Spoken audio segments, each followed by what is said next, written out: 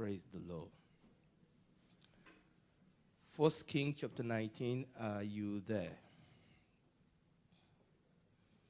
First King chapter 19, we read a story. You know, it's interesting that life is a series of stories. You understand? Stories. Story is powerful. There is story behind everything. As I'm standing here, there is stories behind me. The story that shapes us. The story that is still shaping us. But thank God, because there's an ultimate story. That's not what we're talking about today. You know, the story of Jesus. The story of his birth. The story of his life. The story of his death. The story of his resurrection. The story of his ascension. The story of his glorification. Because we are in that story. But we want to read another story. The story of Elijah. But let me key you into this story. This was after Elijah has done exploit for God and he has destroyed the prophet of Baal on Mount Carmel. You know this story. But Jezebel came after the man of God and he ran. Elijah ran. But that's not where we are going today. Come with me to verse 14. 1 King chapter 19 from verse 14. So Elijah was tired. Elijah was angry. Elijah wanted to die. And God met him, fed him. God told him the journey ahead of you is far. And fed him. And he went in the strength of that meal for 40 days and 40 nights. I mean, when God feed you and you're not hungry, you understand what I'm saying? What type of food is that? But we have a better food. Jesus said that my body is flesh indeed, is bread indeed. My body is bread indeed, and my blood is drink indeed. He said, whoever eat of this bread and drink of this blood will never thirst. He said, if anybody believe in me, though he die, he lives. Though she dies, she lives. Amen. So this was the story that led to this place. But verse 14. And Elisha was speaking there, was speaking to God, to Jehovah. He said, I have been very jealous for the Lord God of hosts, because the children of Israel have forsaken your covenant. They've thrown down your altar and slain the prophet with sword. And even only I am left, and they seek to kill me. They seek my life. They want to take it away. Are you following? And the Lord said unto him, go, return on thy way to the wilderness of Damascus, and when thou hast come, anoint Hazael to be king over Syria, and Jehu, the son of Nishmi, shall thou anoint to be king over Israel, and Elisha. Actually, this is where I'm going. Where I'm going is, and Elisha. Are you following what I'm saying? And Elisha, the son of Shaphat of Abel-Meholah, shall thou anoint to be prophet in your room. And it shall come to pass that him that escaped the sword of Hazael shall Jehu slay, and him that escaped from the sword of Jehu shall Elisha slay. But by the way, I still have left 7,000 in Israel, all the names which have not been bowed unto Baal, and every mouth which has not been kissed, and every mouth which has not kissed him. So Elijah departed thence and found Elisha, the son of Shaphat, who was plowing with 12 yoke of oxen before him, and he with the 12. And Elijah passed by him and cast his mantle upon him. Now that is actually, and he was initiating him. He was giving him the call into the prophetic. So he casted his mantle on him. It's almost like the king or the queen using their scepter when they knight you and say, arise, knight Femi. You are laughing. Don't worry. When they begin to call me sir. Oh, dear. Oh, dear. Okay. So, and Elisha knew what that means. And verse 20, and Elisha left the oxen and ran. Prophets in those days, they are really scary. You think this my goatee is scary? Prophets in those days are scary, man. You are just plowing away, and this scary man just came and threw his garment on you, and didn't even say anything.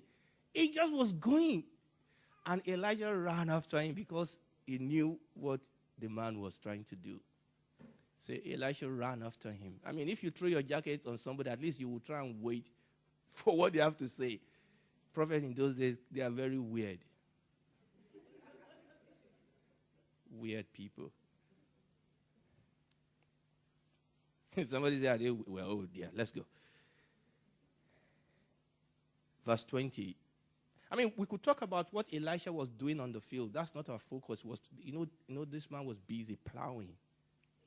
But that's not where we're going. We're going somewhere today. And I'm really happy that I've made you laugh.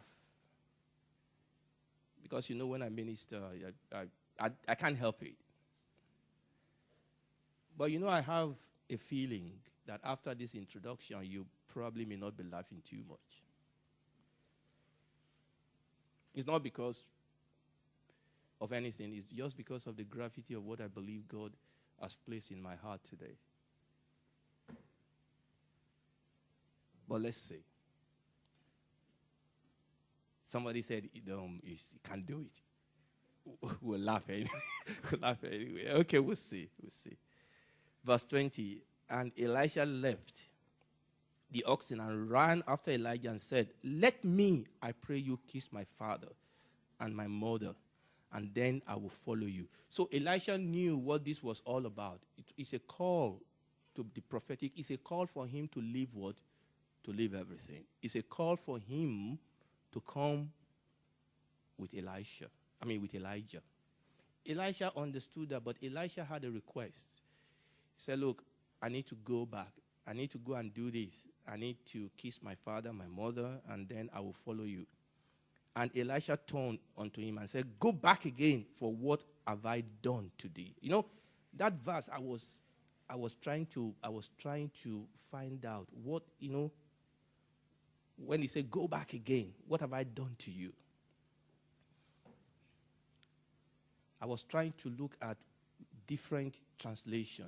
What was Elisha trying to say there? Now, let me read a translation to you. Yeah? Okay. Now, which translation is this? Okay, I'll tell you which translation it is in a second. One translation says, Elijah answered and said, all right, you can go back. I'm not stopping you. Am I stopping you? So I'm not stopping you. You can go back. I've done what I have to do. Remember that Elisha did this to him because God told Elisha, go and anoint this guy. He said, am I stopping you? You want to go back? Please, go. I'm not stopping you. Thank God that Elisha did whatever he wanted to do quickly. He returned.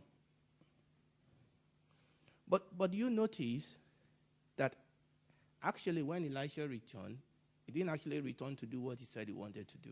What did he say he was going to do in verse 20? He wanted to go and kiss his father and mother. But what did he do in verse 21? He returned back from him, and what did he do? He took a yoke of oxen, slew them, boiled them, gave it to people, and he left. But that was not what he said he wanted to go and do initially. What he wanted to go and do initially was go back to dad, to mom. Where are dad and mom? Are they on the field? No. Where are they? They're in the house. He said, I want to go. And Elisha said, I'm not stopping you. Go.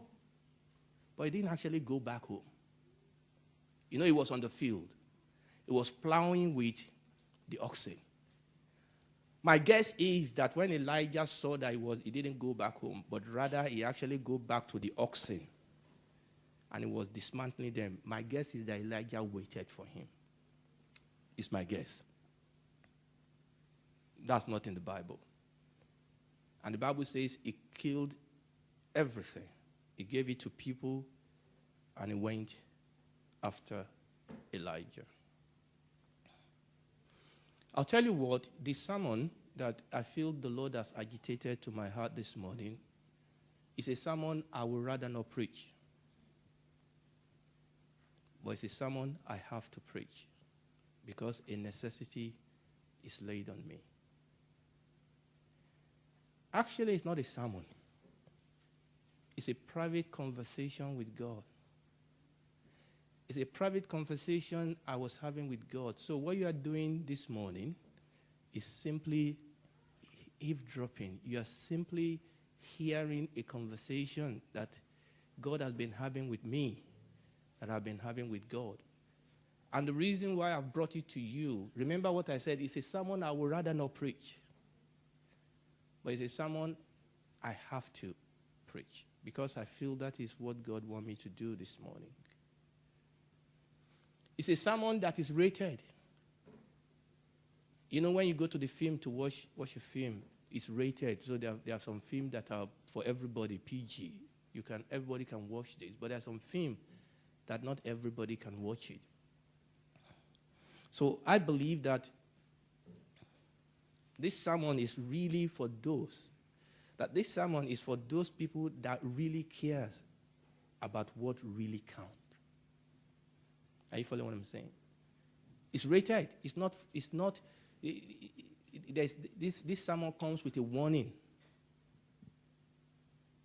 It's for those people that really, really care about what really, really counts. I told you it's a personal conversation with God. I woke up one day and I was talking to God recently and I said, God, why? Why? Why do I feel so dry? Somebody said, you don't feel dry. I feel dry. I feel hungry. I said, God, why is your presence often so far away? Why? Why are we not saying? By the way, I'm not even talking about all of us. I was talking about me. Why am I not saying your power as I ought to? Why? God, I need an answer. That there were situations that have built themselves up to this point, but I was asking God. I was hungry. I was tired. I'm still hungry. I'm still tired. I was asking God, why? Lord, I need you to tell me. Because I know that we are living in the end time.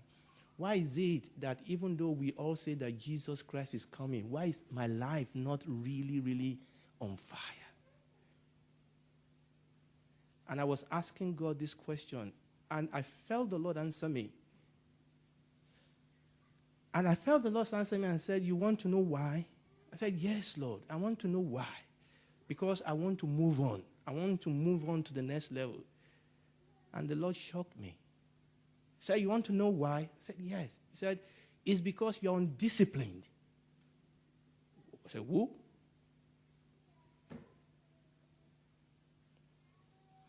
He says, because you are not disciplined. He said, son, you are so far away from home, you cannot hear clearly. You cannot see clearly. He said, come back home. Now, that's not what I was expecting. I was expecting God to say, oh, my son. Oh, I said, you're not allowed to. I was expecting God to say, oh, my son, I love you. But he rebuked me. He said, the problem is you are not disciplined. And when he said that, I knew that I have to just wait. I have to focus. I have to listen. I have to explore this a little bit more. And I was thinking to myself, but why? What do you mean by I'm not disciplined? I mean, I'm not going to argue with that. I know that. But what do you mean? And the Lord expounded on that. He said, you know what? He said, you excuse yourself and allow yourself to get away with murder. I said, I've not killed anybody. He said, this is the problem. And he told me this, and this is the title of my message today, No More Excuses. No, we're talking about fruitfulness. We're talking about fruitfulness. And I felt the Lord telling me that no more excuses. I felt what he was saying is this, that look, listen, you can keep excusing yourself. You will just simply be where you are. Are you following me? You can keep excusing yourself. He said, listen, the thing is this. You allow yourself to get away with not doing the right thing because you have good excuse. And a lot of these excuses are legitimate excuses. They're excuses that allow us to stay where we are, to do what we are. So even though we are saying, Lord, I love you, but really, this is where I was last year. It's still where I am today. Because I am comfortable. My heart is not really troubling me because I'm comfortable. I have excuses. And I felt the Lord telling me, just like Elijah told Elijah, am I stopping you? What have I done to you? You understand what I've done to you because the cry in your heart shows me that you know what this is about. The question is, will you do what you need to do? Or will I continue to make excuses that will allow me to stay in the same place? Remember what I said. This is not about you, but I guess that because I'm a man of like passion as you are, I feel that you are in the same place. And God said, no more excuses. You know,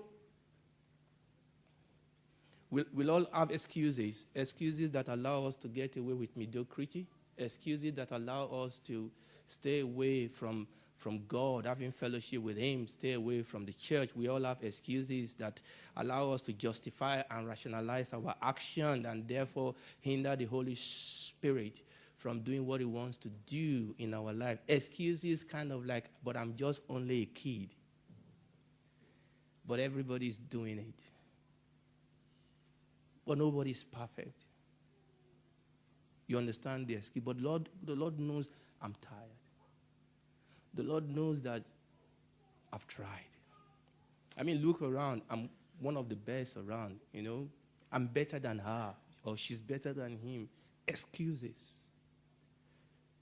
And you know, we also have, remember these excuses, remember what I said, that this message is rated.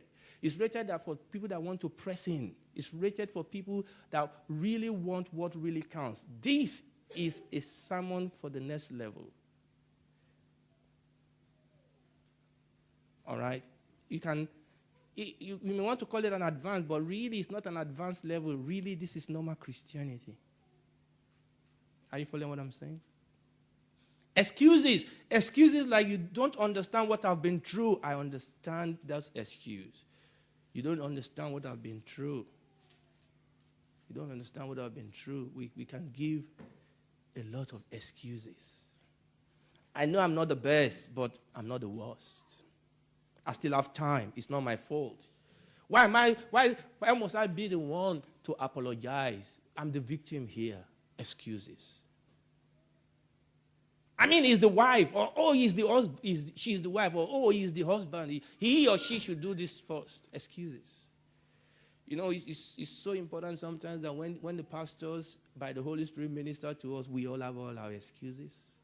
But, Lord, but.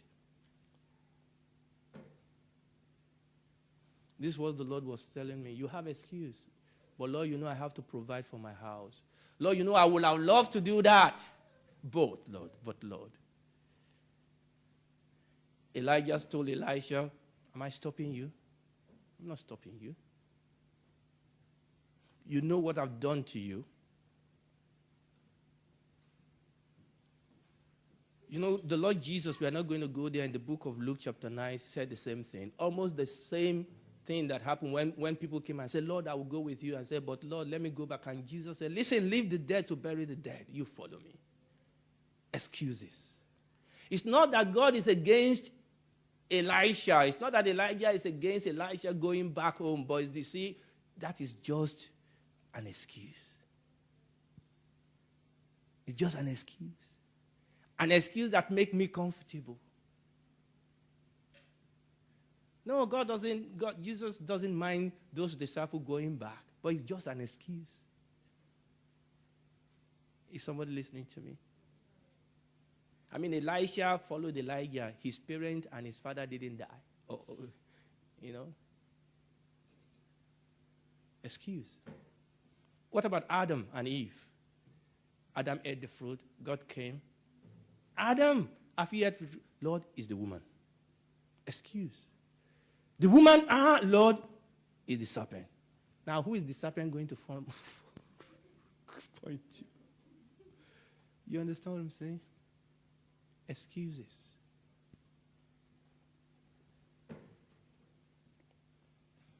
Let me tell you something.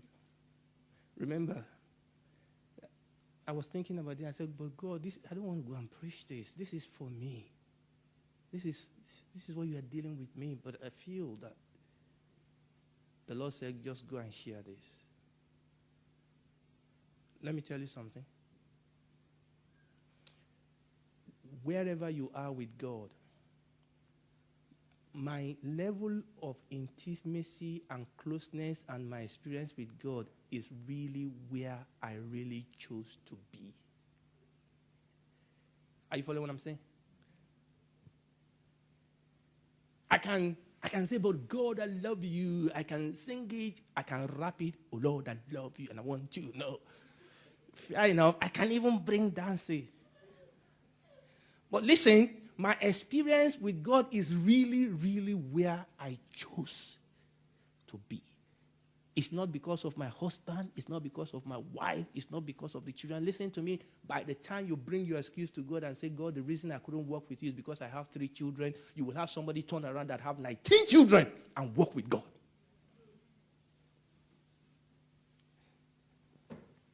And by the time you say, but Lord, the reason I couldn't work with you was because I was abused by my father. Somebody will turn up that was abused by a father, a grandfather, and great-grandfather and walk with God. Oh, are we saying that those things are not real? They are real. By the time you come and say, God, the reason I couldn't serve you was because I was so intellectual. I just couldn't. I was looking for intellectual word. Say, Lord, I just couldn't navigate the intricacy of the depth. And God will bring a professor that knows more than you. Still walk with God.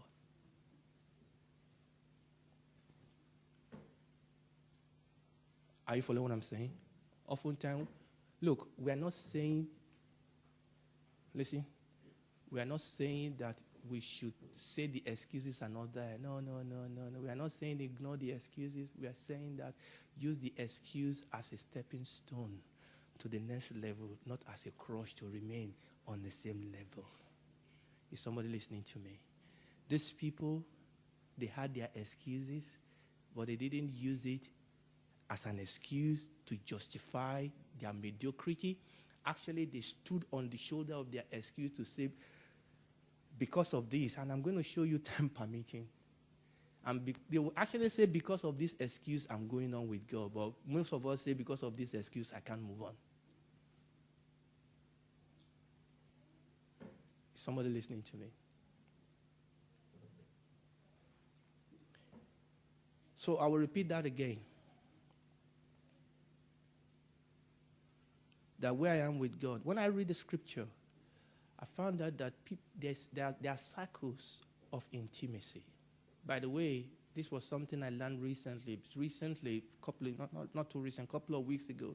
I said, look, God, I want to hear 3 preachers exclusively over the next couple of weeks. I increased them to 4. I said, Lord, I want to listen, I want to read after A.W. Tozer. I want to read after Oswald Sanders. I want to read after Leonard Ravenhill, and I've now added Brother Billy to it. I mean, I read wide. But I said, Lord, I want to read these people a little bit exclusively for the next couple of weeks. I told you because there's just something in me that is there's just something that wants more. Because I know there's more. I know there's more. And when the Lord told me that, I realized, it's true. I have these excuses. And as I was listening after those people, I realized, studying the scripture with them and listening to their work, I realized that when you read through the Old Testament and the New Testament, you realize that there are 4 cycles of intimacy that people in the Bible had with God. I don't have time because I preached this sermon in Loughborough a couple of weeks ago, beginning of this month. If you want it, ask them in Loughborough. Because actually I thought I was going to preach that same sermon today, but God said no. Pastor Joe came to tell me, because he was not there, he came the next day and he said, what did you tell them? I said, I just told them what God, he said they've been coming to him. People making decisions. Because the heart of what God told us then was that, listen, there's this cycle of intimacy. You can be at level 1, 2, 3, 4. It's your choice. I mean, listen, the Bible says that John was in the inner circle. He laid his head at the chest of Jesus. But let me challenge you with something. Because of what was happening in those days, there were only 12 men in the apostle. What if women were allowed in the apostleship at that time? I'll tell you what, there would be at least 2 people whose head is on the chest of Jesus. One of them would be Mary. Because she understood him even more than all the 12 of them that were following him day and night. She understood him more. Is somebody listening to me? I mean, if you want to lay your head on the chest of Jesus, it doesn't stop you and say, no, this is just for John. It's your choice. You know what the other people were doing? Instead of them to tell John to move away, they want to lay their hand also. What were they doing? They were passing paper to John. Can you ask him for us? Ask him. Is somebody listening to me? Ask him. Why don't you go and ask him yourself? Amen.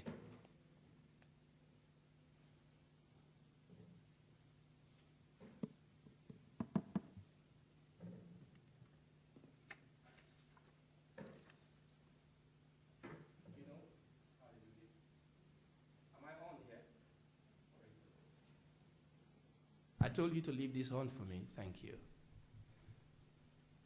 I feel that God said, let's say this is my excuses, your excuses. God is saying to you and me, what?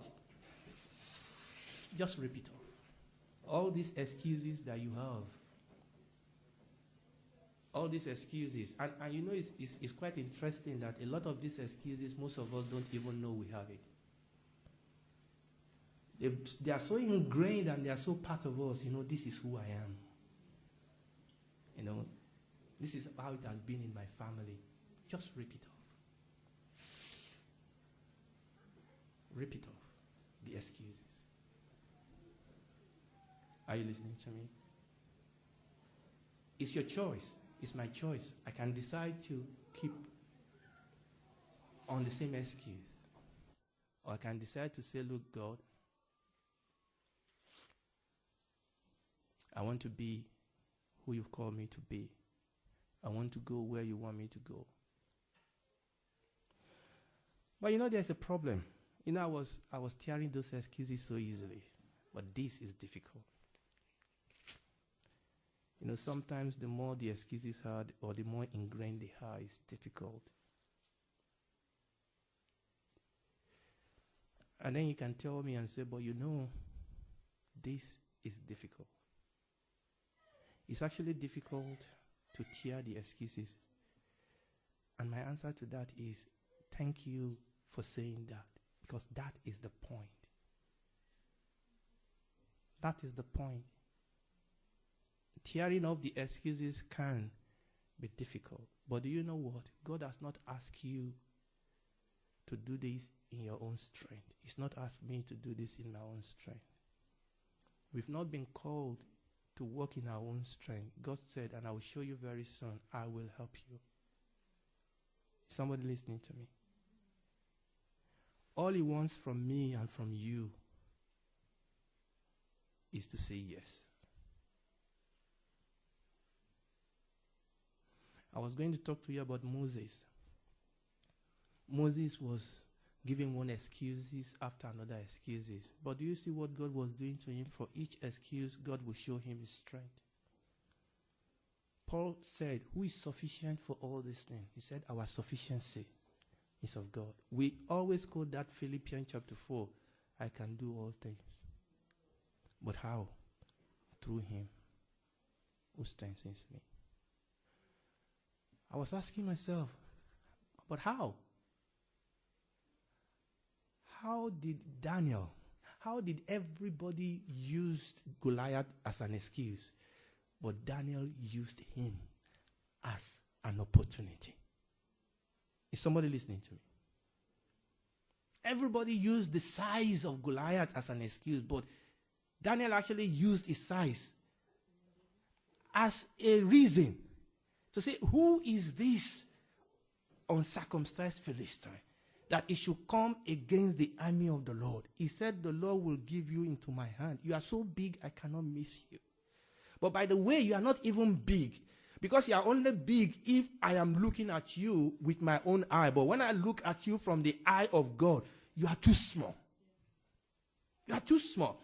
And the question I'm asking myself, how did this young boy go from using, from not just seeing an excuse, but seeing an opportunity? How? It was because on a daily basis, he took his challenges to God. He didn't start killing Goliath. When you know his story, he was an outcast. Tradition told us that he must have been born out of wedlock. He was out there. He was neglected. He was ignored. He was lonely. But he used that to seek God. Is somebody listening to me? And step by step, he had experience with God in little things. In little things, took them to God, and then he started working with God.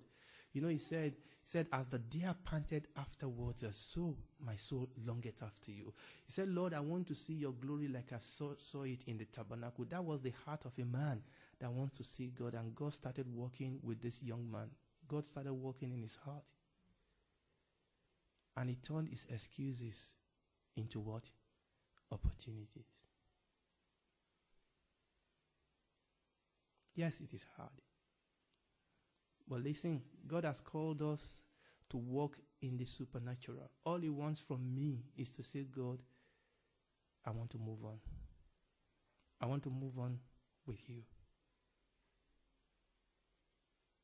Is somebody listening to me?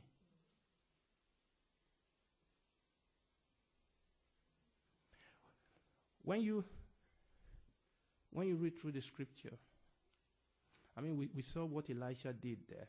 The Bible says he went back and destroyed the oxen. Do you think that was easy for him? We don't have time to let you know what it means, what he did. That was almost unthinkable. People don't plow with 12 oxen in those days. All right? People plow with far less. This guy was plowing with 12 oxen. By the way, do you know how many wives that those oxen will have married him? In those days. Okay? But he destroyed everything. His livelihood. He paid, that was the price he needed to pay. Is somebody listening to me? Maybe the price I needed to pay is just to turn the TV off. Maybe it's just to talk a little bit less. Maybe it's just to surf the internet a little bit less. Listen to me. It's not primarily a question of what you need to stop doing, but it's first of all primarily a revelation of where God is taking you to. You see, if we don't have the revelation of the glory, then it will be difficult for us to pay the price. You see, one of the things God told us when I was in Loughborough. I mean, by the way, the title of the message in Loughborough was titled A Pearl of Great Price. We look at that parable of that man that was looking for a goodly pearl. And the Bible says when he found one, he did what? He went back and he sold everything. When you find, I read the story of a woman that smoked, and everybody have tried to stop her from smoking, and she said, I can't smoke. I can't stop smoking. It's part of me. But one day she met a gentleman that swept her off her feet. She fell in love with this man. But the thing is, as you get to know each other, she realized that this young man actually cannot stand smoke. It's not that he doesn't love her. It's not he wanted to be with her. He just can't stop it. Do you know she stopped smoking?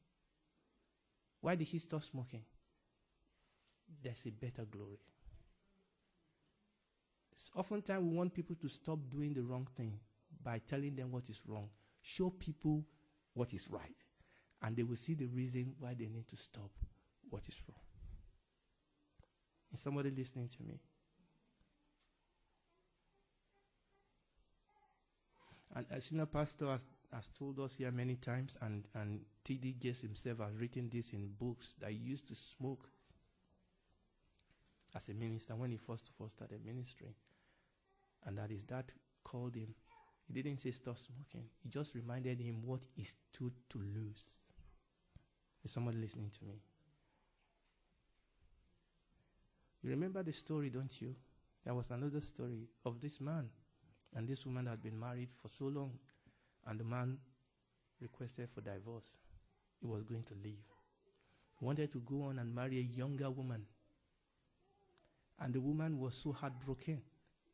They've had life together. They've gone through thick and thin together. What have I done? What has been wrong? And the man tried to reassure her, it's not just you, it's just that space had, we've just drifted apart. Excuses.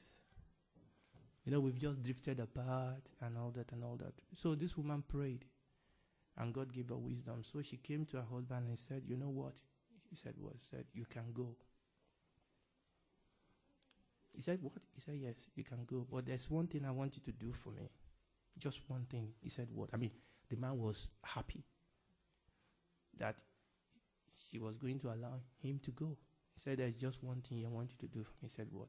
He said, when we first got married, the way you used to carry me when you're going to work every morning, the way you used to carry me from the bed to the door, look straight into my eyes, kiss me, and then you go to work. He said, can you do that for me for the next 10 days? Then you can go.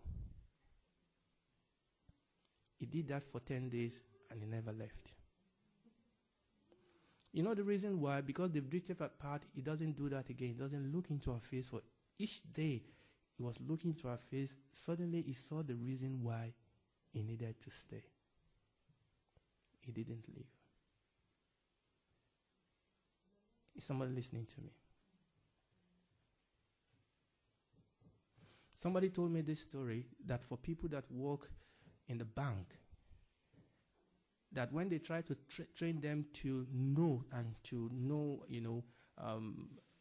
fake currency, they don't actually show them fake currencies. They don't train them by showing them fake currency. Okay, if you want to show them fake currency, how many will you show them? Just about the time you show them all the fake, another fake will pop up. They don't actually show them fake currency. What they do is to show them the original currency under any circumstances thinkable. The new one, the wrinkled one, the tall one, the smelly one. So that, listen, when they handle a fake, that is just not right. There's something not right about this one. Because they've shown them, please let's stand up on our feet. Please. Because they've shown them the real thing under every different circumstances.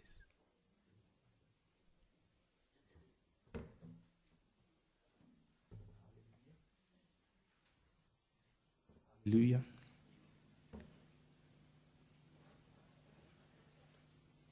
We can turn excuses into opportunity, It's not by power, it's not by might, but by my Spirit, says the Lord.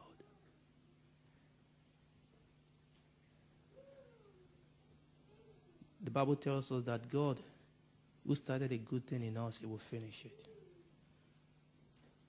We're talking about being fruitful. People, this is the message God has brought to me. I would rather have you preach this message. Because I was telling God, but God, this is what I'm still struggling with. This is what... And God just said, just share it. Share it anyway.